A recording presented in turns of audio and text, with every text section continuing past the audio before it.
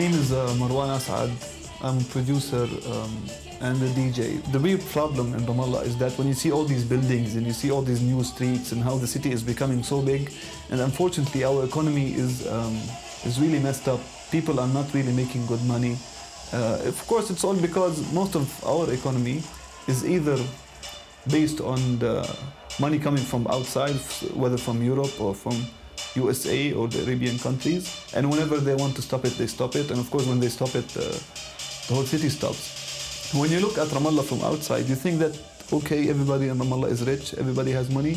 When practically, the banks and just like 4 or 5% of the population, they own and they control how the city runs. And of course, this affects us politically, socially, and economically.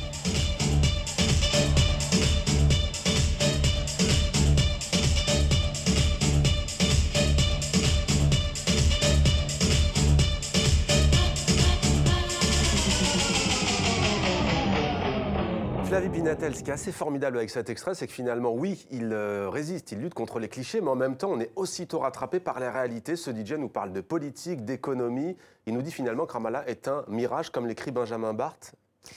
Effectivement, et c'était important pour moi de le rendre. C'est vrai que j'ai beaucoup filmé des fêtes et qu'il y a une vie nocturne assez importante à Ramallah. Maintenant, quand je filmais les fêtes, je discutais avec les jeunes qui me disaient attention, de ne pas montrer que Ramallah n'est qu'une fête, que c'est super ambiance, c'est la boîte de nuit. Voilà, il faut amener tous les paradoxes de la ville et c'était pas évident. Et je trouvais que du coup, commencer, voilà, cet extrait, il est assez représentatif de mon film. C'est-à-dire que je montre quelque chose que je dédie aussitôt. Voilà. Et le film joue un peu là-dessus, c'est-à-dire qu'on voit aussi des immeubles qui se construisent et plus tard, le film explique qu'en fait, c'est des investisseurs étrangers, que la plupart des immeubles sont vides. Voilà. Et c'est vrai que Ramallah est une ville pleine de paradoxes et vraiment, j'avais envie de le mettre en exergue.